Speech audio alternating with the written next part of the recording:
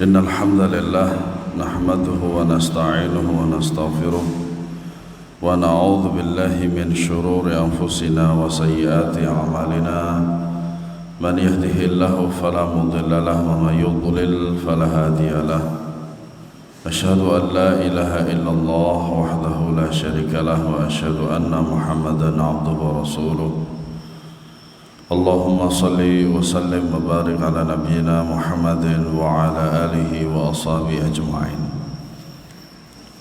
Ma'asyiral muslimin azanallahu wa iyyakum. Pembahasan selanjutnya dari pembatal amal.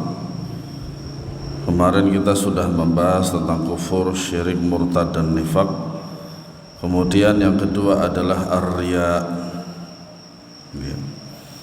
Dan ini kata muallif hafizahullah taala, iqtasartu fi hadzal bahthi ala natijat ar-riya wa hiya annahu bihtun muhbitun lil amal wa amma anwa'uhu wa aqsamuhu fa mahalluha kitabi ar-riya dhammuhu wa atharuhu sayyi fil ummah.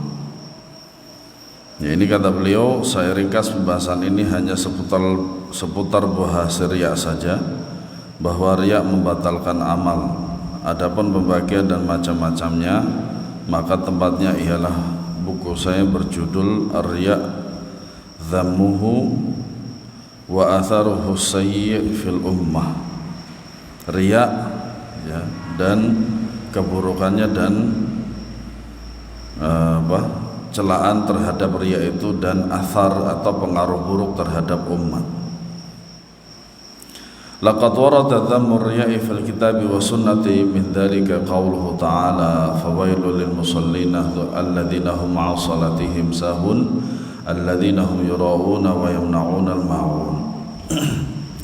Celaan terhadap riya telah disebutkan dalam Al-Qur'an dan sunnah. Jikalau itu celaan berarti perkara itu adalah buruk. Dan ternyata tertera di dalam Al-Quran dan As-Sunnah. Adapun dari Al-Quran surat Al-Ma'un ayat 4-7, maka kecelakaanlah bagi orang-orang yang salat. Di sini menjadi tanda bahwasanya orang salat aja bisa celaka, apalagi yang tidak salat. Ya, akan tetapi celakanya orang yang sholat dengan yang tidak sholat itu lebih ringan yang sholat. Kenapa? Karena dia masih menjalankan perintah Allah Subhanahu wa ta'ala. Adapun orang yang tidak sholat, maka dia tidak menjalankan perintah Allah Subhanahu wa ta'ala. Dan itu pendapat yang benar dan pendapat yang rajih, yang kuat, bahwasanya orang yang meninggalkan sholat ya, dan tahu hukumnya, maka hukumnya kafir. Syukran. Yaitu orang-orang yang lalai dari sholatnya, alladzina hum 'an salatihim sahun, lalai. Nah, lalai itu banyak maknanya, diantaranya sholat dari takbiratul ihram sampai salam itu tidak ingat Allah sama sekali, atau ingatnya sedikit banget. Mulai dari Allahu Akbar, setelah itu sampai akhir dari salam gak ingat Allah sama sekali. Maka apabila seorang sholat dan dia tidak sama sekali tidak ingat Allah Subhanahu wa ta'ala dalam sholatnya, maka sholatnya batal ya. Kemudian alladzina hum yura'un, orang-orang yang berbuat riya, wa yamna'un al-ma'un, dan enggan menolong dengan barang berguna. Ya, ini sangat jelas sekali ya, fawailul lil musallin. Dan ini syahidnya apa? Yaitu pada surat yang ke-6, ayat yang ke-6, alladzina hum yura'un, orang-orang yang berbuat riya. Wa ammal ahadits faqad taqaddama ba'daha fi bab asy-syirk li'anna ar-riya'a syirkun asghar. Sebagian hadis yang menjelaskan tentang tercelannya perbuatan riya telah disebutkan dalam pembahasan tentang syirik. Kenapa? Karena pada hakikatnya riya merupakan syirik kecil. Syirik kecil. Oleh karenanya apa? Walaupun dia itu syirik kecil, tetapi kita wajib untuk menjaga diri dari syirik tersebut. Ya rahmakallah. Wa'alam ya muslim ya abdallah anna riya'a mustaqan min ar-ru'yah fal mura'i yura'an nas ma yatlubu minhu al-khutwah indahum fayakunu qad nala hadhan nafsihi min amaliha fid dunya. Ketahuilah wahai hamba Allah, kata riya berasal dari kata ar-ru'yah, melihat. Orang yang riya memperlihatkan amalnya kepada manusia untuk mendapatkan keuntungan di sisi mereka, sehingga ia telah mendapatkan keuntungan pribadi dari amalannya di dunia, yaitu berupa pujian. Ya. Makanya apa? Al-amalu li ajlin nasi riya'un wa tarkul amali li ajlin nasi syirkun. Itu kata Sufyan Ats-Tsauri. Al-amalu li ajlin nasi riya'. Beramal untuk dilihat manusia itu namanya riya. Wa tarkul amal li ajlin nasi syirkun. Meninggalkan berbuat amal saleh atau beribadah atau amal saleh karena manusia itu adalah syirik. Perkataan indah dari seorang imam besar,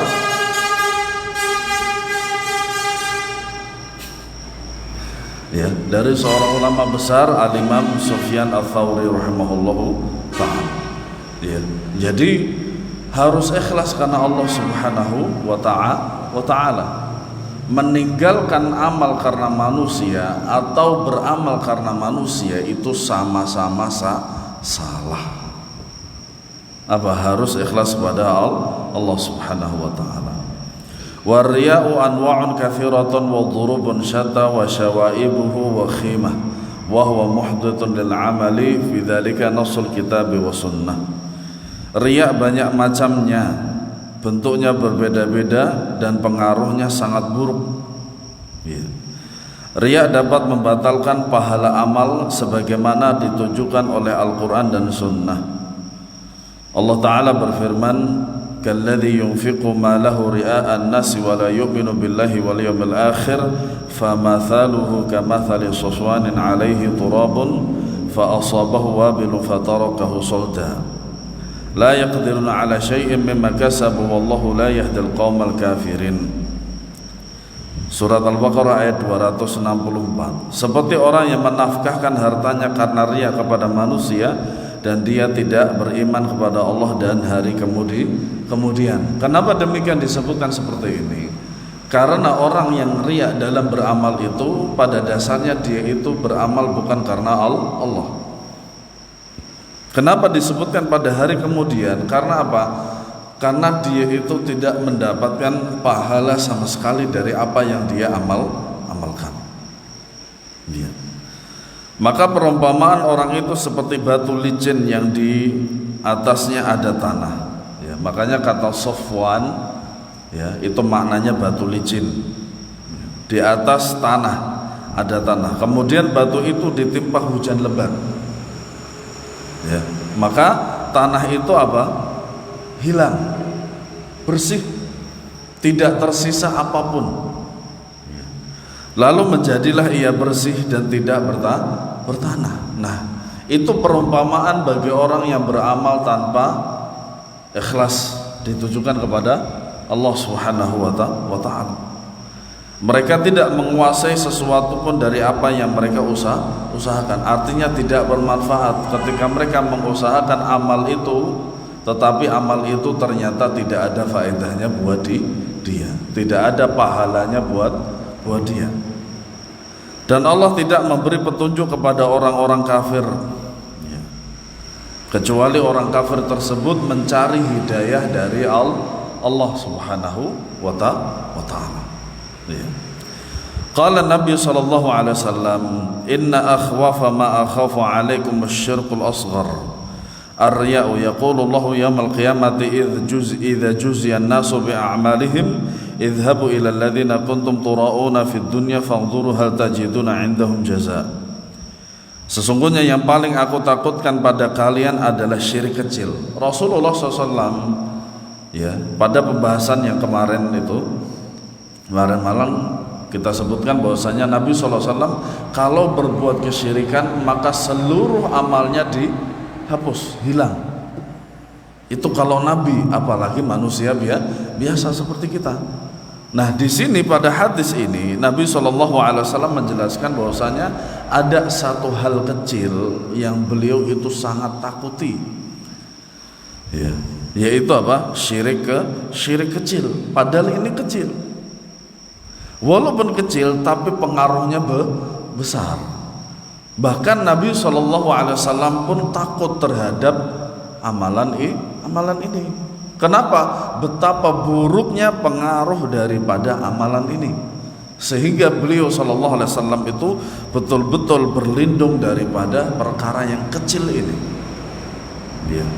Yaitu riya. Allah Subhanahu wa ta'ala akan berfirman pada hari kiamat setelah membalas amalan manusia, pergilah kepada orang-orang yang dahulu kalian berbuat riya kepadanya di dunia, lihatlah apakah kamu mendapatkan balasan di sisi mereka, yaitu di sisi mereka pada yaumul qiyamah, hari kemudian.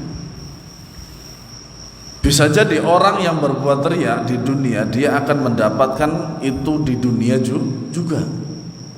Tetapi di akhirat semua amalannya, pahalanya itu terhapus.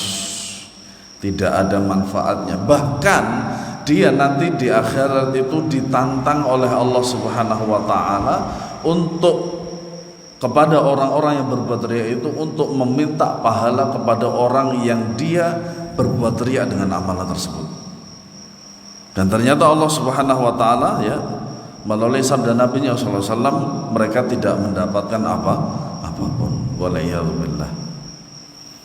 Qala sallallahu alaihi wasallam wa qala sallallahu alaihi wasallam, ala ukhbirukum bima huwa akhwafu alaikum indi minal masihid dajjal asyirkul khafi wa an yaquma ar-rajul fayusalli fayuzayyinu salatahu lima yara min nadhari rajulin. Maukah aku kabarkan kepada kalian suatu perkara yang lebih aku takutkan menimpa kalian daripada Al-Masih Ad-Dajjal. Ini hadis ini azim sekali, hadis yang sangat agung sekali.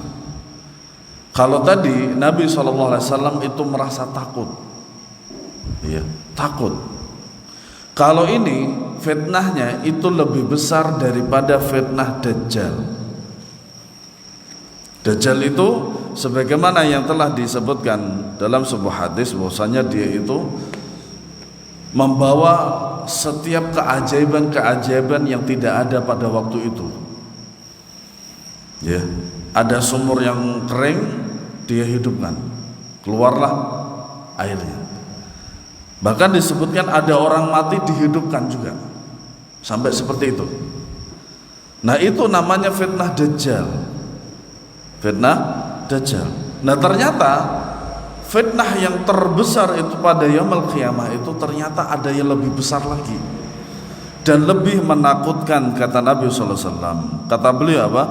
Perkara itu adalah syirik yang tersembunyi. Yaitu seorang bangkit untuk melaksanakan sholat. Kenapa di sini Rasulullah SAW memberikan contoh sholat? Karena sholat itu adalah perkara yang paling utama untuk dihisab. Rasulullah SAW bersabda, awwalu ma yuhasabu bihil abdu yaumil qiyamati as-shalah. Yang pertama kali akan dihisab pada hari kiamat dari seorang hamba itu sholatnya. Apabila sholatnya baik maka seluruh amalnya baik. Apabila sholatnya buruk maka seluruh amalnya buruk. Itu kata Nabi SAW. Makanya disinilah Rasulullah SAW memberikan contoh berupa sholat. Lalu ia perbagus sholatnya karena ia tahu ada seseorang yang memperhatikannya. Semakin banyak yang memperhatikan maka semakin bagus sholatnya. Ketika tidak ada yang memperhatikan maka dia seakan-akan dikatakan sebagai orang yang hanya gugur kewajiban saja. Makanya kita harus hati-hati. Sekiranya kalau kita itu ya antara ada orang dengan tidak ada orang sama saja. Dan melakukan seluruh amal ibadah yang telah Allah Subhanahu wa taala ya syariatkan, itulah kita melakukannya dengan ikhlas. Nah, fahdhar akhal iman min ar-riya' fa innahu syarru bala'in yasta'silul a'mal wa yaj'aluha haba. Maka waspadalah dari perbuatan riya wahai saudaraku seiman, karena dia adalah bencana buruk yang menghilangkan pahala amal dan menjadikannya hancur lebur. Wa'alam akhal Islam annal mura'ina awwalu ma tas'urun nar fihim li'annahum istamta'u bi nataij a'malihim fi hayatihim ad-dunya. Ketahuilah saudaraku se-Islam, orang riya adalah orang yang pertama kali dibakar oleh api neraka sebab mereka hanya menikmati buah dari amalnya di dunia dan mereka tidak mendapatkan buah dari amal mereka di akhirat. Ya. Fafirru ayyuhal 'abdu min ar-riya'i firaruka min al-asad fa inna ar-riya'a wash-shahwata al-khafiyyata yu'jizu 'an al-wuqufi amama ghawailiha kibar al-ulama fadlan 'an 'ammat al-'ibad wa innama yubdala bihi al-ulama wal-'ubbad al-mushammiruna 'an saq al-jadd li suluki sabil al-akhirah fa innahum lamma qaharu nufusahum wa fatamuha 'an ash-shahwati lam tatma' 'an al-ma'asi adh-dhahirah al-waqi'ah 'ala al-jawarih fastarahat ila tadhahur bil 'ilmi wal 'amal wa tasdurul majalis wa nadhrun nasi ilaiha bi'ainil ijlal wal wiqar fa asabataha laddatun 'azimatun ihtaqarat fiha tarkul ma'asi fa ahaduhum yadhunnu annahum min ibadillahil mukhlisin wa qad athbata fi diwanil munafiqin wa hadhihi makitatun 'azimatun la yaslam minha illa al-muqarrabun. Larilah wahai hamba Allah. Makanya disebutkan di sini dengan kata fafirru. Ada wasari'u, ada fafirru, ada imshu. Fafirru di sini maknanya adalah lari. Artinya apa? Bahwasanya amalan daripada riya ini sangat menakutkan. Ya. Itu seperti kita itu lari dari singa. Ya. Karena riya adalah syahwat yang tersembunyi, makanya harus kita waspadai. Bismillah.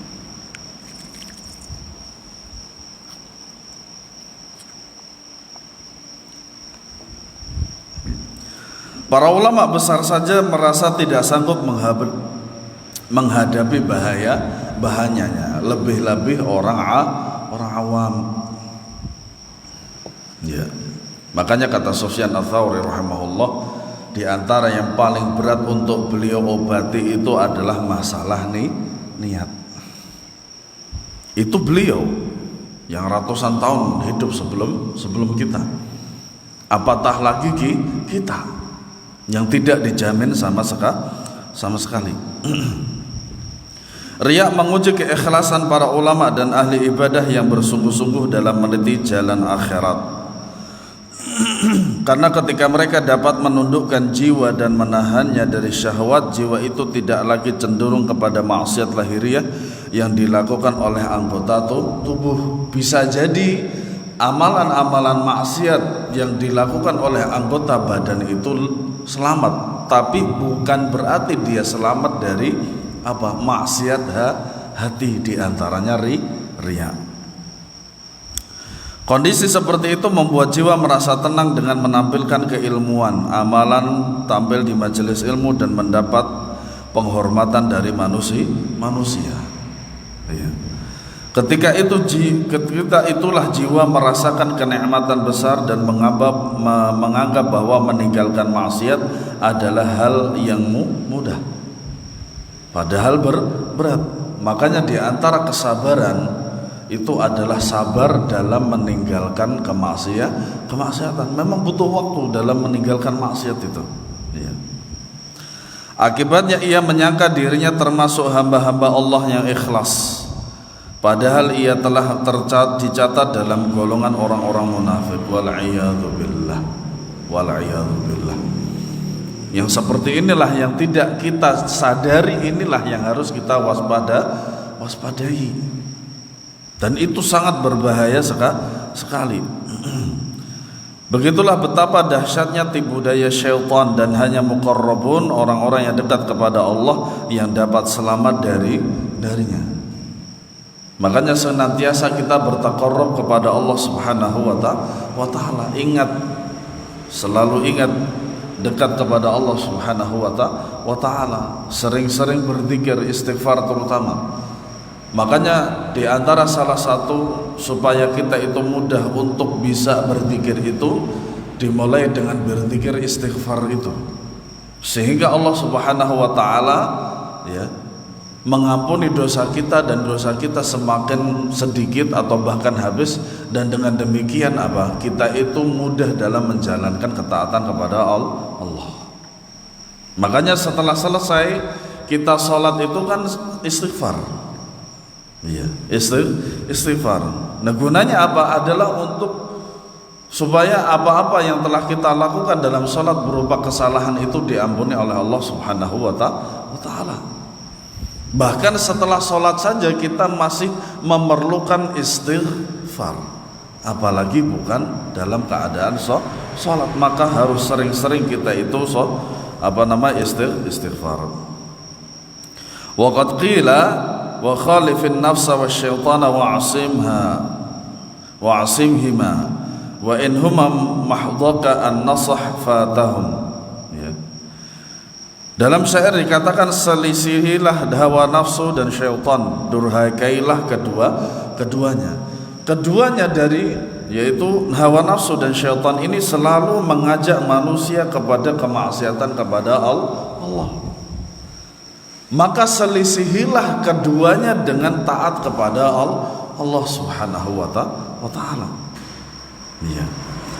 Jika keduanya memperlihatkan nasihat, maka curigailah mereka, karena bisa jadi nasihat mereka berdua itu bukan nasihat yang menjerumuskan seseorang itu kepada ketaatan, enggak, membawa manusia ke dalam ketaatan, enggak, tetapi menjerumuskan kepada kemaksiatan yang namanya hawa nafsu dan syaitan itu. Fallahumma rabbas samawati wal ardi tahhir qulubana minan nifaqi wa a'malana minar riya'i wa thabbitna ala siratikal mustaqim hatta ya'tiyana al-yaqin. Wahai Allah Rabb langit dan bumi, bersihkanlah hati kami dari nifak dan amalan kami dari riya, dan kuatkan kami di jalanmu yang lurus sampai datang kematian. Amin ya rabbal alamin. Kemudian yang ketiga, yaitu al-mannu wal adha, mengungkit-ungkit kebaikan disertai menyakiti hati orang yang diberi kebaikan. Al-infaqu fi sabilillahi min sana'i'il ma'ruf allati tuqarribul 'abdu ila rabbih zulfa wa taqiyyun musari'us su'. Berinfak di jalan Allah termasuk perbuatan ma'ruf, baik itu dari segi syariat ataupun dari segi urf, yang akan mendekatkan seseorang hamba kepada Rabbnya dan menjaganya dari su'ul khatimah. Ya, makanya berinfak itu termasuk salah satu jalan menuju husnul khatimah. Ya. Wa qad madaha Allah Subhanahu wa ta'ala ibadahu al-munfiqina wa athna 'alaihim faqala. Allah memuji hamba-hambanya yang gemar berinfak melalui firman-Nya, tetapi di sini juga dilihat kemampuan diri sendiri. Jikalau keluarganya itu memerlukan daripada infaknya itu, maka mereka lebih berhak untuk diberi nafkah atau infak. Makanya sedekah terbaik itu adalah kepada keluarga. Kemudian kalau sudah terpenuhi baru kepada orang lain. Allah Ta'ala berfirman, alladzina yunfiquna amwalahum fi sabilillahi thumma la yutbi'una ma anfaqu mannan wala adha lahum ajruhum 'inda rabbihim wala khaufun 'alaihim wala hum yahzanun. Orang-orang yang menafkahkan hartanya di jalan Allah, ingat di jalan Allah, bukan di jalan maksiat. Ya.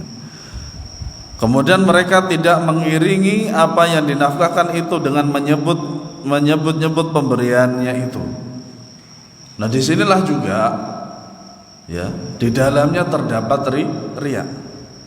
Sedekah tapi menyebutkan di hadapan orang lain, inilah juga di dalamnya terdapat riya.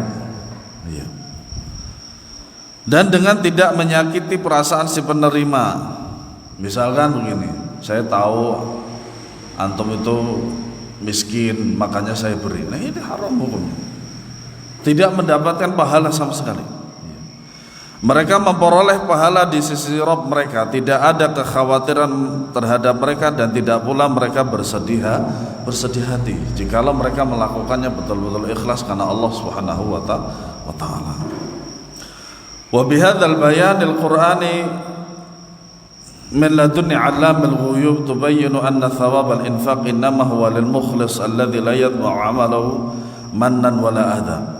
لأنهما مبطلان ثواب الصدقة كما أخبر مولانا سبحانه وتعالى. Berdasarkan penjelasan Allah yang maha mengetahui yang gaib ini, jelaslah bahwa pahala infak hanya akan diberikan kepada orang yang ikhlas karena Allah Subhanahu wa taala, yang amalannya tidak disertai dengan perbuatan mengungkit-ungkit dan menyakiti hati orang yang ia beri.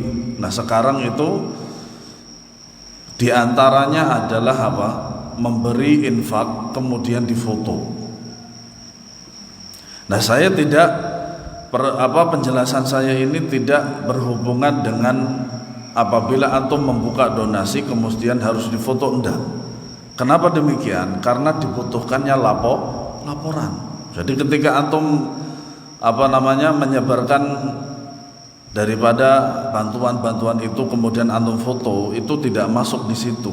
Kenapa? Antum masih ada tanggung jawab kepada orang-orang yang berdonasi itu, apakah benar sumbangan itu diberikan kepada yang berhak.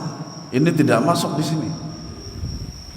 Nah, nanti kalau tidak ada laporan, mereka tidak percaya lagi sama antum yang membuka donasi seperti itu. Maka hal itu tidak masuk di sini. Ya. Oleh karenanya ketika kita memberi sesuatu itu haruslah ikhlas karena Allah. Biarlah Allah saja yang tahu. Ya. Karena kedua perbuatan tersebut dapat membatalkan pahala sedekah. Terkait hal ini Allah Ta'ala berfirman, ya ayyuhalladzina amanu la tubtilu sadaqatikum bil manni wal adha kalladzi yunfiqu malahu ria'an nas wa la yu'minu billahi wal yawmil akhir. فَمَثَلُهُ كَمَثَلِ صَفْوَانٍ عَلَيْهِ تُرَابٌ فَأَصَابَهُ وَابِلٌ فَتَرَكَهُ صَلْدًا لَا يَقْدِرُونَ عَلَى شَيْءٍ مِّمَّا كَسَبُوا وَاللَّهُ لَا يَهْدِي الْقَوْمَ الْكَافِرِينَ. Hai orang-orang yang beriman, janganlah kamu menghilangkan pahala sedekahmu dengan menyebut-nyebut dan menyakiti perasaan si penerima. Secara tidak langsung maka dia itu menghilangkan pahala dari amalannya dia sendiri. Ya. Yaitu dengan cara ini tadi, ya, mengungkit-ungkit dan kemudian menyakiti perasaan si penerima tersebut. Ya. Nah, kalau ada yang memberikan dengan mengungkit-ungkit seperti itu, seperti yang saya beri contoh itu, nah kalau sekiranya pemberian itu dibuang, yaitu dia tidak salah. Ya. Sekiranya kalau dibuangnya langsung di depan orangnya supaya dia tahu bahwasanya perbuatan itu adalah perbuatan buruk, itu lebih baik. Dinasihati, kalau mau memberi sudah cukup Allah saja yang tahu. Ya, tidak perlu dengan mengatakan ini dan itu kepada si penerima. Ya. Karena mereka punya harga diri di hadapan orang pemberi. Seperti orang yang menafkahkan hartanya karena riya kepada manusia dan dia tidak beriman kepada Allah dan hari kemudian, maka perumpamaan orang itu seperti batu licin yang di atasnya ada tanah, kemudian batu itu ditimpa hujan lebat, lalu menjadilah dia bersih tidak bertanah. Mereka tidak menguasai sesuatu pun dari apa yang mereka usahakan, dan Allah tidak memberi petunjuk kepada orang-orang kafir tersebut. Ya. Faltahris ya Abdullah ala infaq wal it'am wal i'ta' li wajhi Allah ta'ala wa la tantadhir syai'an min al-bashari wa la tanqur ila amwalihim kama qala ta'ala. Ya. Wahai hamba Allah, hendaklah engkau bersungguh-sungguh untuk berinfak, memberi makan dan memberikan apa saja karena mengharap keridhaan Allah Subhanahu wa ta'ala. Makanya para jamaah rahimakumullah, kita itu butuh yang namanya investasi pahala. Ya, investasi pahala. Entah itu pahala jariah atau selain jariah. Ya. Terlebih lagi jikalau dosa kita itu sangat banyak, maka kita betul-betul ya, butuh yang namanya pahala jariah.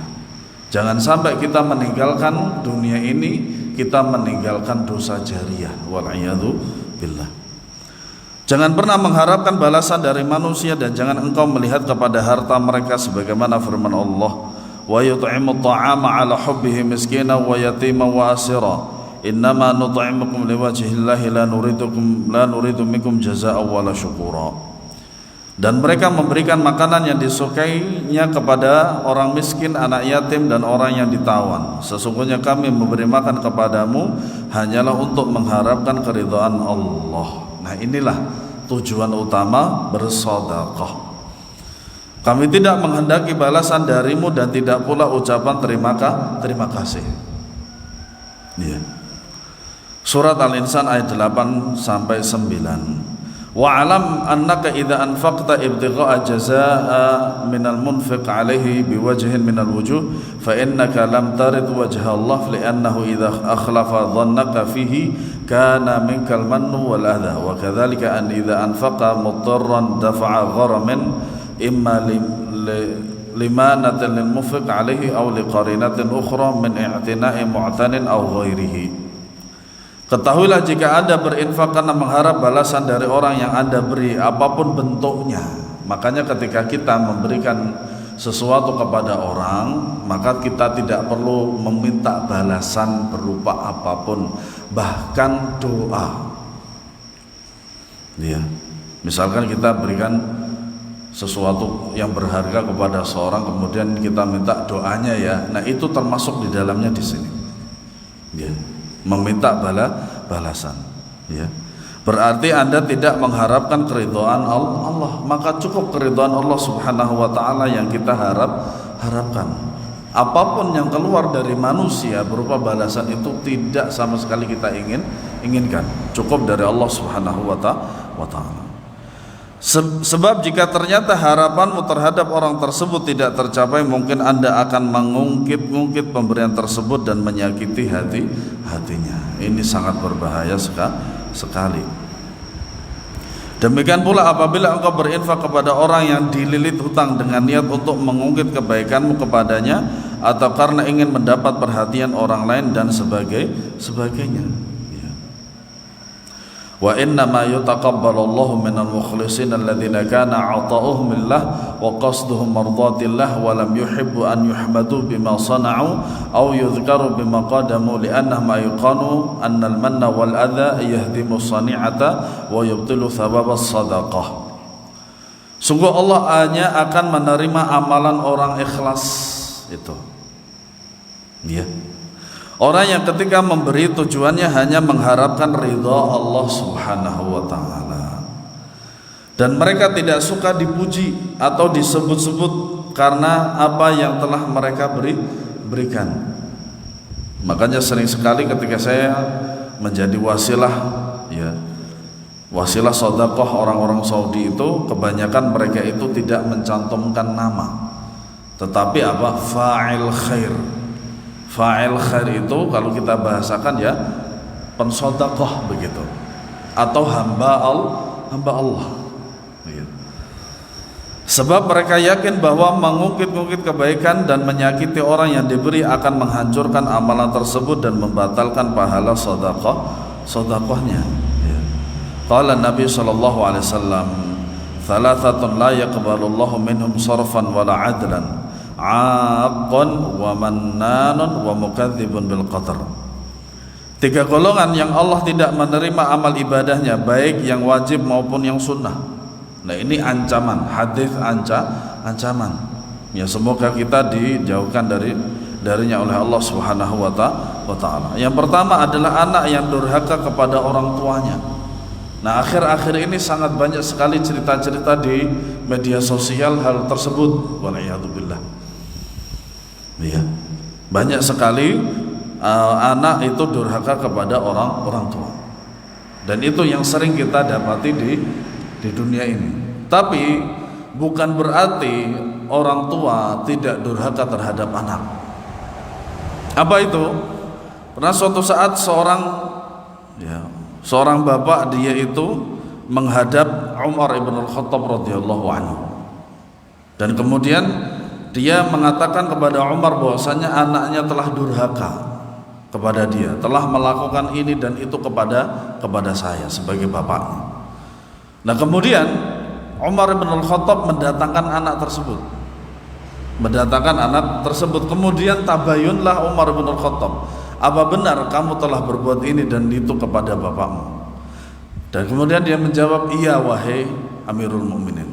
Kenapa engkau lakukan? Karena dia tidak memberikan kepadaku pendidikan yang baik. Nah, itu bentuk daripada kedurhakaan seorang orang tua kepada anak-anaknya. Ya.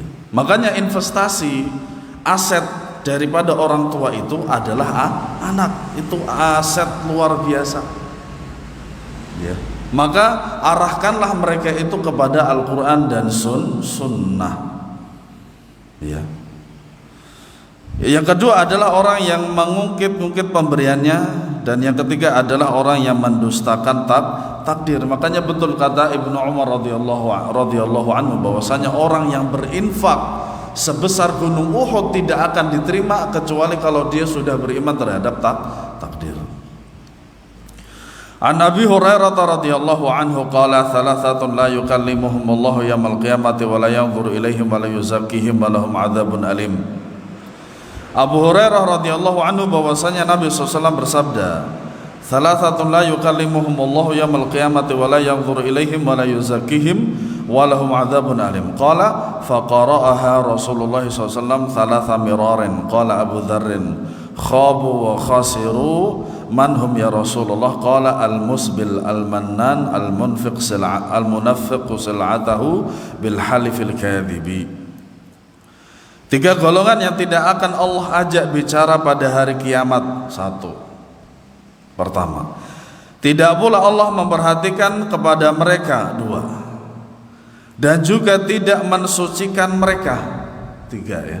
Kemudian keempat apa? Ya. Serta bagi mereka azab yang pedih. Ini adalah hadis ancaman. Hadis ancaman. Begitu beratnya ancaman ini, sampai ada 4. Yang pertama apa? Tidak diajak bicara oleh Allah pada hari kiamat. Ya. Kemudian tidak pula Allah memperhatikan mereka, dibiarkan saja oleh Allah Subhanahu wa taala. Ketiga, tidak mensucikan mereka dari dosa-dosanya itu. Kemudian yang keempat, mereka mendapat azab yang pedih. Nasallahu as-salamata wal afiyah. Apa itu? Abu Hurairah berkata, ya, beliau mengulanginya sampai 3 kali. Berarti kalau Rasulullah SAW itu bersumpah atau mengulanginya sampai 3 kali, maka ketahuilah perkara itu perkara berat. Perkara berat. Maka Abu Dzar berkata, sungguh merugi siapakah mereka wahai Rasulullah?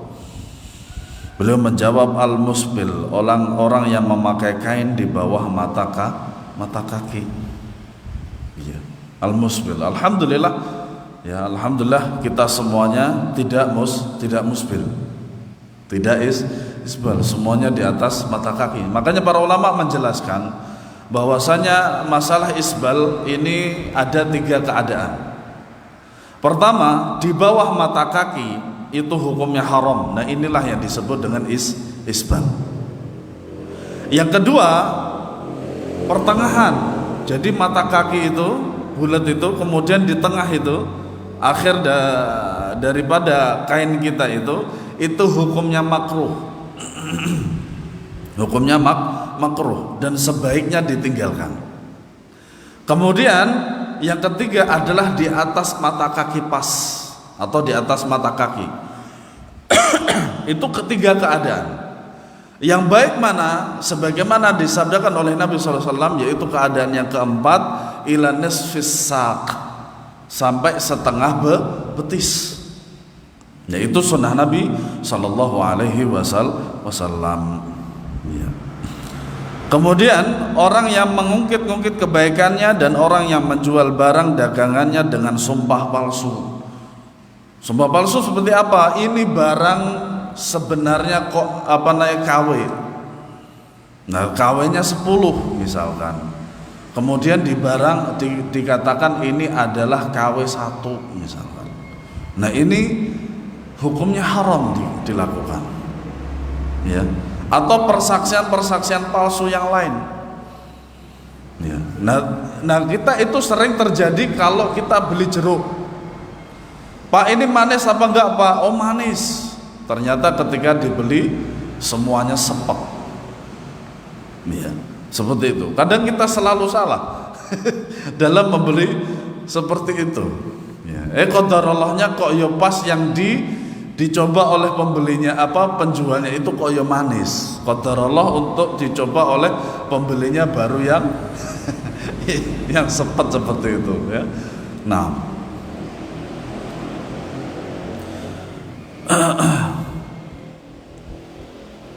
An Abdullah bin Umar radhiyallahu anhuma qala Rasulullah sallallahu alaihi wasallam, thalathatun la yadkhuluna al-jannata al-'aqu li walidayhi al-mudmin 'ala al-khamr wal mannanu bima a'ta. 3 golongan yang tidak akan masuk surga. Ini juga hadis ancaman. Yang pertama, anak yang durhaka kepada orang tuanya. Yang kedua, orang yang terus-menerus meminum khamr. Ya, padahal sudah sering diingatkan seperti itu. Kemudian yang ketiga adalah orang yang mengungkit-ungkit pemberian. Ya, mengungkit-ungkit pemberian. Ya. Walillahi darul qail man manna bima'rufin saqata syukrahu wa man u'jiba bi'amali habita ajruhu. Sungguh indah ungkapan berikut ini, siapa mengungkit-ungkit kebaikannya maka akan hilang rasa syukurnya. Ya. Dan siapa bangga dengan amalannya maka akan sirna pahalanya. Walayadzubillah. Wa ansyada ba'duhum afsadat bil manni bima asdaitu afsadtu bil manni ma asdaitu min husnin laisal karimu idza asda bimannanin. Ya. Yang lain menyebutkan dalam syairnya, aku merusak pahala perbuatan baikku dengan ungkit-ungkitan, mengungkit pemberian.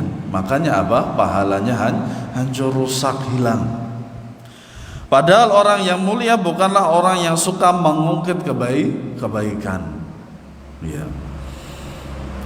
Wa qala Abu Bakar Al-Warraq, ahsanu man kulli hasanin fi kulli waqtin wa zaman sani'atu marbubatin khiyalatun minal manani. Hal terbaik di setiap waktu dan zaman adalah kebaikan yang bebas dari ungkitan. Ya, ungkitan. Ini kurang, penerjemahannya kurang ini kayaknya. Ya. Baik. Wa man asdaqu minallahi haditha, dan siapakah orang yang paling benar perkataannya dari Allah? Makanya Nabi SAW mengatakan, fa inna asdaqal hadithi kitabullah. Allah Ta'ala berfirman, qaulun ma'rufun wa maghfiratun khairun min sadaqatin yatba'uha adha wallahu ghaniyyun halim. Perkataan yang baik dan pemberian maaf lebih baik dari sedekah yang diiringi dengan sesuatu yang menyakitkan perasaan di sisi penerima. Allah Maha Kaya lagi Maha Penyantun. Surat Al-Baqarah ayat 263. Kemudian yang keempat yaitu at-takdzibu bil qadri, ya, mendustakan takdir. Nah, ini yang pernah kita sampaikan di majelis kita ini tentang apa? Tentang perkataan Ma'bad al-Juhani, ya, yang dibawa oleh Yahya dan kemudian Humaid bin Abdurrahman al-Himyari. I'lam ayyuhal mu'min annahu la yasihhu imanu 'abdin hatta yu'mana bil qadri khairihi wa syarrihi. Wa ya'lamu anna ma asabahu lam yakun liyukhti'ahu wa anna ma akhta'ahu lam yakun liyusibah. Rufi'atil aqlam wa juffatis suhuf bi'ilmi Allah bidzalika qabla wuqu'ihi wa huduthihi wa khalaqal kaun. Ketahuilah wahai mukmin, makanya di risalah ini sampai di sini kita selalu dipanggil dengan mukmin, beriman kepada Allah. Tidak sah keimanan seorang hamba sampai ia beriman kepada takdir yang baik maupun yang buruk.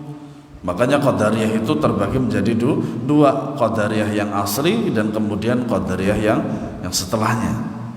Adapun para ulama yang mengkafirkan qadariyah itu adalah qadariyah yang pertama, karena mereka itu telah mendustai daripada takdir dan meyakini bahwa apa yang telah ditakdirkan niscaya menimpanya tidak akan luput darinya, dan apa yang telah ditakdirkan luput darinya niscaya tidak akan pernah mengenainya. Ya. Kemudian pena telah diangkat dan kertas telah kering. Allah mengetahui semua itu sebelum terjadi, setelah terjadi, dan sebelum Dia ciptakan alam semesta ini. Wa man kadzdzaba bidzalika faqad habita 'amaluhu wa kana minal khasirin walau anfaqa mil'al ardi dzahaban. Orang yang mendustakan takdir batalah pahala amalnya, dan dia termasuk orang yang merugi walaupun dia telah menginfakkan emas sepenuh bumi, tidak ada faedahnya. Makanya betul kata Ibnu Umar, ya, bahwasanya orang yang menginfakkan hartanya berupa emas sebesar gunung Uhud, tetapi kalau dia itu tidak beriman kepada Allah dengan takdirnya itu, maka tidak diterima oleh Allah Subhanahu wa ta'ala. Wa qala sallallahu alaihi wasallam, "Thalathatun la yaqbalullahu minhum sarfan wala 'adlan, 'aqan wa mannanun wa mukadzibun bil qadar." Tiga golongan yang Allah tidak menerima amal ibadahnya, yang wajib dan yang sunnah. Yang pertama adalah anak yang durhaka kepada orang tuanya, orang yang mengungkit-ungkit pemberiannya, dan orang yang mendustakan takdir. Ini tidak diterima oleh Allah Subhanahu wa ta'ala. Wa an Zaid bin Thabit wa Ubay bin Ka'ab wa Abdullah bin Mas'ud wa Hudzaifah bin al-Yaman radhiyallahu anhum anna Rasulullah sallallahu alaihi wasallam qala law anna 'adzaba ahli samawatihi wa ahla ardihi 'adzabahum wa huwa ghairu zalimin lahum walau rahimahum kanat rahmatuhu khairan lahum min a'malihim walau anfaqta mithla uhudin dhahaban fi sabilillahi ma qabilahu Allah minka hatta tu'mina bil qadar wa ta'lamu anna ma asabaka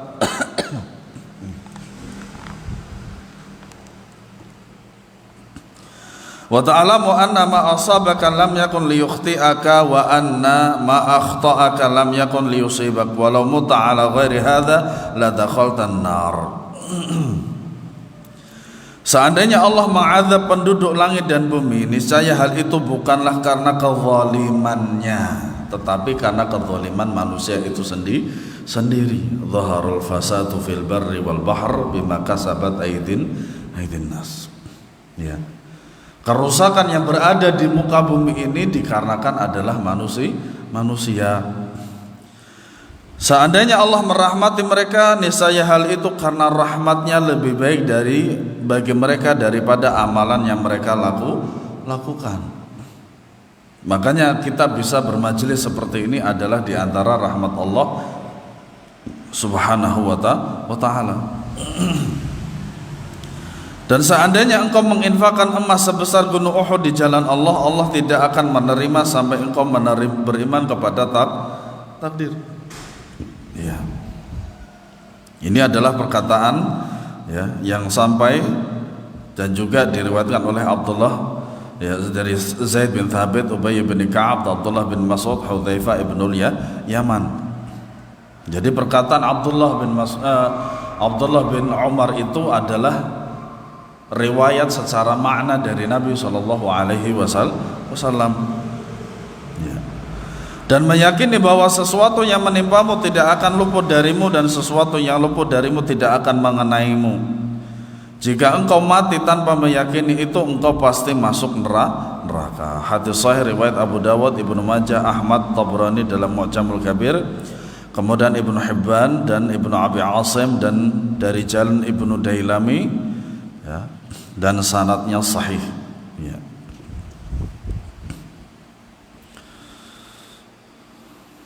Walamma dhahara takdzibil qadar fi awakhiri jil sahabat radhiyallahu anhum huri'a tabi'una ila sahabati Nabi sallallahu alaihi wasallam yastaftunahum fi hadhihi nabitah. Ya. Ketika fenomena pendustaan terhadap takdir mulai tampak di masa akhir generasi sahabat, para tabi'in bergegas meminta fatwa dari mereka tentang kelompok baru ini. Makanya sudah saya jelaskan bahwasanya pemahaman-pemahaman yang seperti itu tidak sampai kepada Rasulullah SAW dan tidak muncul pada zaman sahabat. Ya, maka mereka munculnya itu setelah para sahabat radhiyallahu anhum. Sehingga dengan demikian tidak mudah bagi mereka itu menisbahkan perkataan-perkataan sesat yang seperti ini kepada Nabi Shallallahu Alaihi Wasallam. Bahkan kepada sahabat. Contohnya di antara salah satu yang sampai pada kita itu, katanya saya pernah membaca itu bahwasanya seorang pembesar padepokan silat, dia mengatakan bahwasanya silat ini sampai kepada Rasulullah. Dusta anda itu? Dusta. Kalau nggak dusta, maka ketika perang Uhud Rasulullah itu selamat. Ya, ternyata apa? Rasulullah ketika perang Uhud justru giginya rompal satu, kemudian ada besi yang menancap di pipi beliau, kemudian juga baju besi beliau juga rusak. Kayak gini kok katanya sampai kepada Rasulullah Shallallahu Alaihi Wasallam.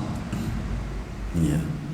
Nah kemudian bela diri, sifat silat dan lain sebagainya, entah itu macam-macam daripada olahraga tersebut, itu kan datangnya jauh setelah Rasulullah Sallallahu Alaihi Wasallam. Sementara olahraga yang disebutkan oleh Nabi SAW pertama adalah memanah, kedua berenang. Nah di antara memanah itu diantaranya kiasannya seperti halnya yang dijelaskan oleh Ustadz Irwandi, diantaranya adalah menembak. Kan menembak hampir sama caranya kan begitu kan? Ya. Dan itu menumbuhkan konsentrasi dan fokus yang sempurna, ya, memanah dan tembak itu, ya. Nah makanya para tabi'in bergegas meminta fatwa dari para sahabat. Ya. Makanya di situ footnote yang ke-14 ini adalah dalil yang sangat jelas dari para tabi'in bahwa manhaj salafus salih adalah hujjah. Karena mereka kembali kepada para sahabat ketika terjadi bid'ah untuk mendapatkan hujjah kuat yang merapuhkannya. Nah kemudian Syekh Hafizahullah Ta'ala telah merinci masalah hujjah manhaj salafus salih dalam risalah Limadha ikhtartu manhaj salaf, mengapa saya memilih manhaj salaf, dan buku saya Wasairu Dhawi As-Salafi bi Syarhi Marwiyati Manhaj Salaf, dan dua-duanya alhamdulillah sudah diterjemahkan ke dalam bahasa Indonesia. Tetapi tetap saya selalu ya menganjurkan untuk mengetahui kitab aslinya yang berbahasa Arab. Dan jawabannya disebutkan dalam hadis Umar ibn al-Khattab.